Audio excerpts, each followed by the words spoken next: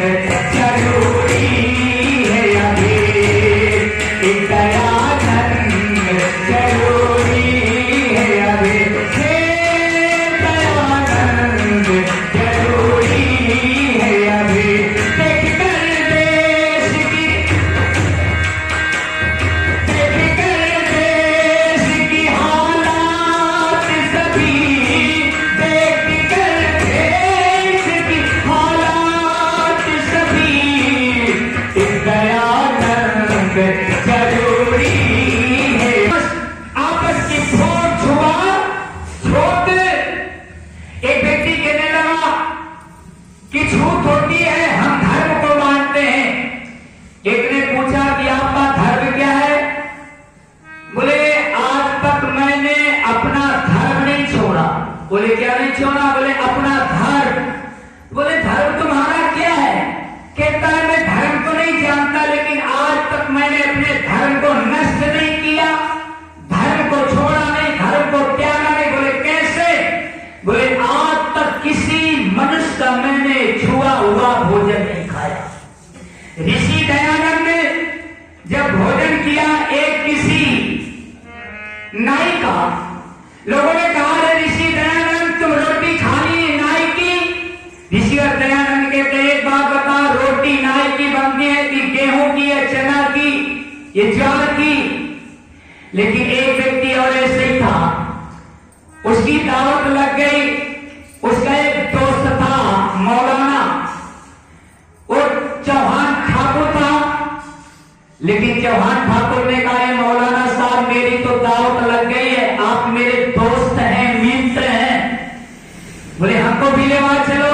मौलाना साहब बोले चलो भाई। मौलाना साहब कहने लगे देखो तुम्हारा तो आज रिश्ता है, यदि कोई पूछने लगेगा कि आप कौन है, कौन ठाकुर है, तो हम क्या बताएंगे? आप तो चौहान ठाकुर हैं। बोले तुम भी कह देना कि हम गौर ठाकुर हैं। अब लेवा गया साथ में मौलाना को। एक व्यक्ति ने पूछने लगा कि आप कौन है? मौलाना चुप रह गए कि अब हम क्या बताएं। फिर से पूछता है कि आप कौन है? कहते हम ठाकुर हैं। बोले कौन ठाकुर? कहता गौर ठाकुर मौलाना। तो कहता गौर में कौन? कहता हाय अल्लाह, गौर में भी और होते हैं। ये ऋषि दयानंद नहीं आते तो आगे कौन छुआ छूत का अंधकार मिटाने वाला था। लेकिन एक घटना और कहूंगा, ऋषि दयानंद जिस समय गंगा किनारे ईश्वर भक्ति में, ईश्वर के आनंद में सराबोर है, एक महिला दीनहीन दुखिया जो विधवा थी, एक ही साड़ी थी उसके पास, जब स्नान करती थी तो दरवाजा बंद कर लेती थी, अंदर से कुंडी लगा लेती थी और साड़ी को धुल करके धूप में डाल देती थी। जब तक साड़ी सूख नहीं जाती थी तब तक दरवाजा खोलती नहीं थी, फिर स्नान करके उसी साड़ी को पहनती थी। बेटे की जब मृत्यु हो गई, रात्रि में जाती है कि मेरे पास एक ही साड़ी है, रात्रि में जाऊंगी, कफन फाड़ूंगी इसी साड़ी का, अपने बेटे को गंगा जी में प्रवाहित करूंगी और रात्रि में अपने बेटे की लाश लेके जाती है। फरुखाबाद में गंगा किनारे खटिया घाट में महर्षि देव दयानंद समाधि लगाए बैठे हैं, ईश्वर भक्ति में सराबोर है। जिस समय महिला जाकर के लाश डालती है पानी में, छपाक की आवाज आती है।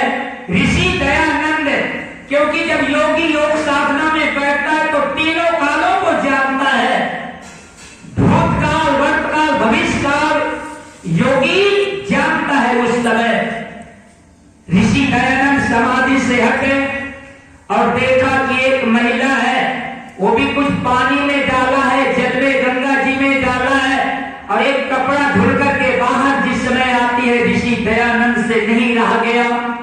कहने लगे देवी ऐसी रात्रि में यहाँ क्यों आई?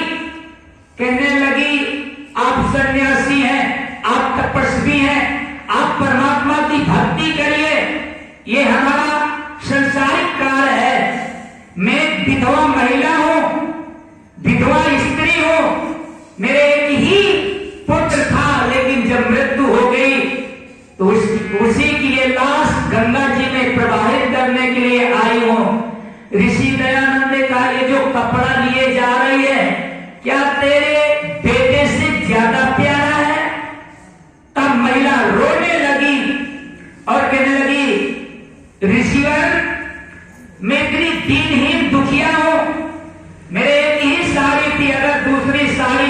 में रात्रि में क्यों आती? इस कपड़े को धुल करके टुकड़े को लिए जा रहे हो कि उसी साड़ी में सुई और धागा से सिलूंगी, फिर अपने तन को ढाकूंगी। ऋषिवर दयानंद फूट फूट करके रोने लगे और बहन की मृत्यु हुई, आंखों से आवाज नहीं आई, चाचा की मृत्यु हुई, आंखों से आंसू नहीं आए। लेकिन जिस समय नारी की दुर्दशा को देखा, गुरु दयानंद फूट फूट करके रोने लगे। एक भूख से दिल में उठती है, एक दर्द जिगर में होता है। हम रात को उठ के रोते हैं जब सारा आलम सोता है।